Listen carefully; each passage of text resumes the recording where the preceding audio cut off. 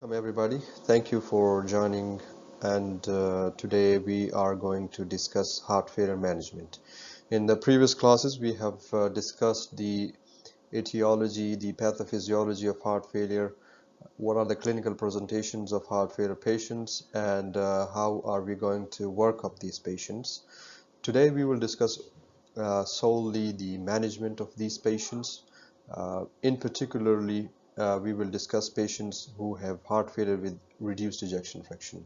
So let's start our lecture. So just to have a quick recap of what we have learned so far, we know that heart failure is a complex syndrome that develops when the heart either fails to pump blood at a rate commensurate with the requirements of the metabolizing tissues or is able to do so only with an elevated diastolic filling pressures.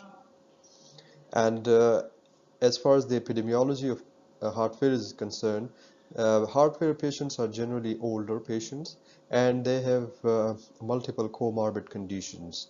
For example, hypertension, diabetes, coronary artery disease, storage diseases, systemic disorders, etc. So a long list of etiological factors that we discussed previously, and it affects about 64.34 million people worldwide, so this is a large number. Let's have a quick recap of what are the components of heart failure management. We know that heart failure management requires patient education, pharmacological treatment, certain advanced therapies, and the non-pharmacological treatment options for these patients are, we will going to discuss them in the coming slides.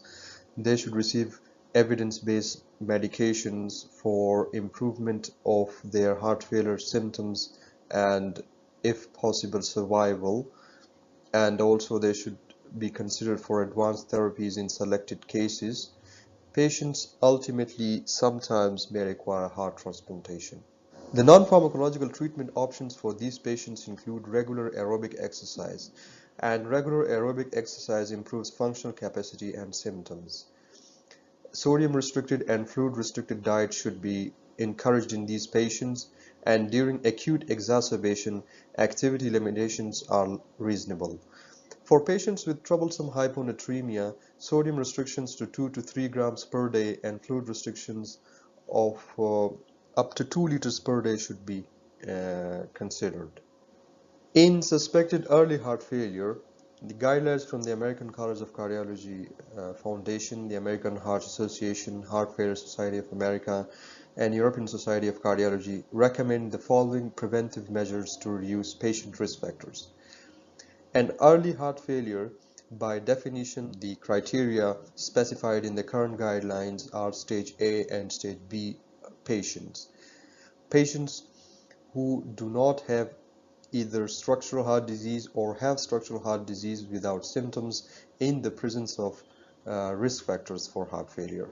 So these patients should have cardiac risk factor modifications, including thorough management of their blood pressure, improving their sedentary lifestyle, treating any underlying condition that could precipitate or lead to heart failure in future, smoking cessation, diabetes control, weight reduction, and engaging in regular physical activity. Every patient with stage A and stage B heart failure, even with stage C heart failure, because pharmacological therapies are generally recommended for patients with stage C heart failure. And in stage A and B, because the symptoms haven't developed yet, but these patients require uh, thorough assessment, risk factor modification, and all the preventive measures that are outlined in this slide and mentioned in details in the guidelines should be followed. And when we talk about the pharmacological therapy for heart failure, the goals of the pharmacological therapy are to reduce the preload and afterload in these patients, and also to inhibit the neurohormonal activation and improving left ventricular ejection fraction. But in most cases, improving the left ventricular ejection fraction or the reverse remodeling may not be possible. So any patient with heart failure, your goal is straightforward: relieve their symptoms, improve their mortality and morbidity, because these patients frequently have exacerbations and they are landing in the ER hospitals now and then, again and again, and that perpetuous cycle generally results in increased morbidity, medication intolerance, non-compliance, and increased mortality.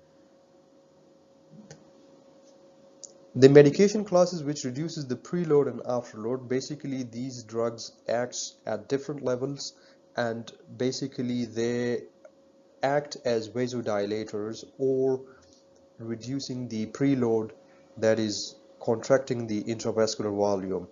They are diuretics, vasodilators, angiotensin converting enzyme inhibitors, and ARBs, or in some rare cases a combination of ACE inhibitors ARB therapy. So vasodilators are basically nitrates that we are prescribing to these patients, although they don't have any mortality benefit in these patients, but because they improve the hemodynamics in these patients, so the symptoms are uh, less frequently encountered in these patients. The inhibitors of neurohormonal activation are ACE inhibitors, ARBs, beta blockers, and aldosterone antagonists. So these classes of medication are given to these patients uh, to improve their morbidity, mortality, and if in certain cases they even can result in improvement of the left ventricular ejection fraction as well.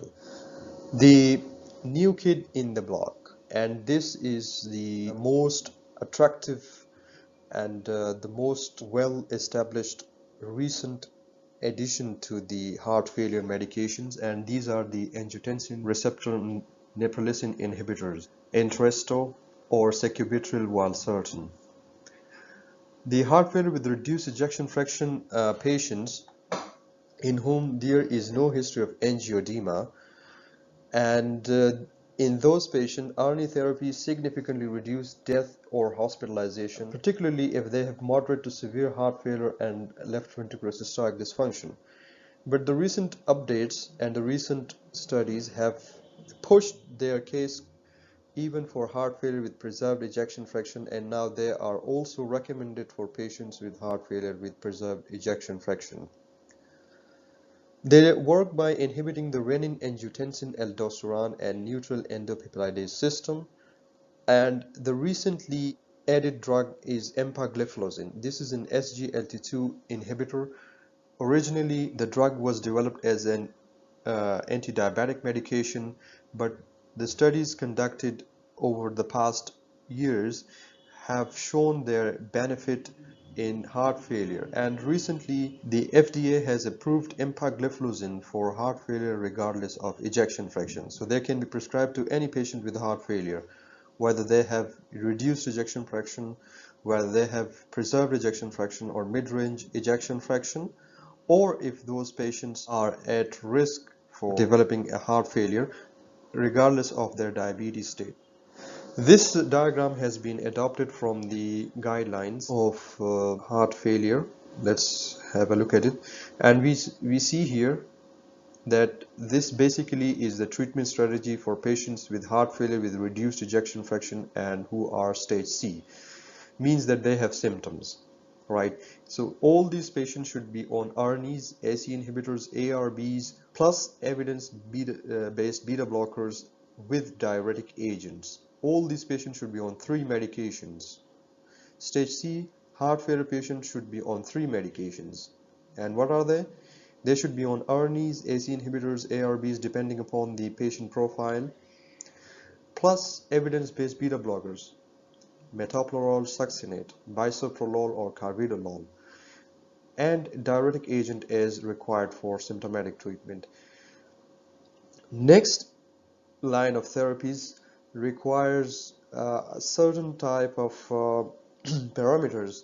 For example, if you are trying to add aldosterone antagonists to these patients should have preserved renal function with the eGFR of greater than 30 mL per minute per 1.73 meter squared body surface area, or their creatinine should be less than 2.5 milligrams per deciliter in male and less than 2 milligrams per deciliter in females, or their potassium should be equal to or less than 5 milliequivalents per liter plus they should have they are really symptomatic NYHA class 2 or 4 symptoms. And the same profile patients who meet the EGFR criteria and they are having NYHA class 2 or 4 symptoms, SGLT2 inhibitors can be added to these patients as well. Diuretics are usually added in addition to these medications in order to relieve the volume overload status in patients with NYHA class 2 or 4 symptoms. The dose can be up or down titrated depending upon the volume status and the electrolytes. For persistently symptomatic black patients, despite ARNI, beta blockers, and aldosterone antagonists, SGLT2 inhibitors, and NYHA class 3-4 symptoms, hydrolazine plus isosorbate dinitrate can be added to them.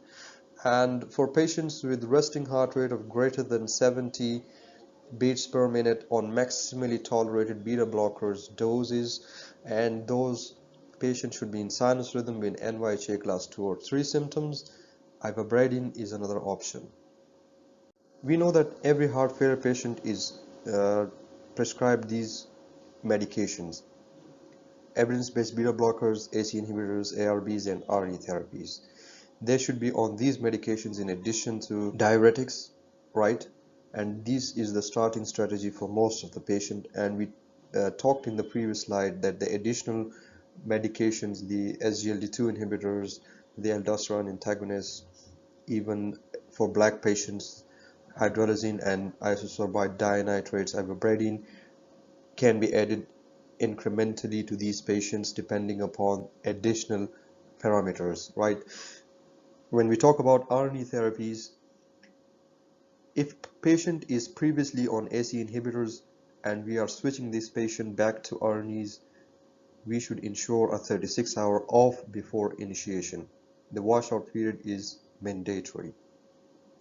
With regard to dosage of ARNI therapies, if the patient is taking equivalent of less than 10 mg daily of enalapril or equivalent of less than 160 mg per deciliter of valsartan, these patients should be started on Entresto 50 mg BD twice daily.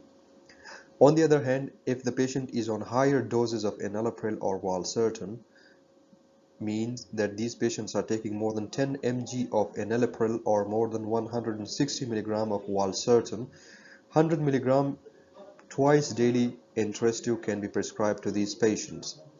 And in 2 weeks, reassessment is required for tolerability.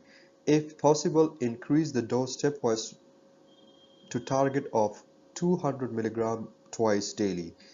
During treatment, monitor the blood pressure, electrolytes, and renal functions after initiation and during titration. ACE inhibitors and ARBs, which were the first-line medications in the previous heart failure guidelines, are now considered in patients where ARNI administration is not possible. Consider increasing doses of ACE inhibitors and ARBs every 2 weeks until maximum tolerated or target doses is achieved. Monitor blood pressure, renal function, and potassium after initiation and during titration. Evidence-based beta blockers are carvedilol, metoprolol, succinate, or bisoprolol.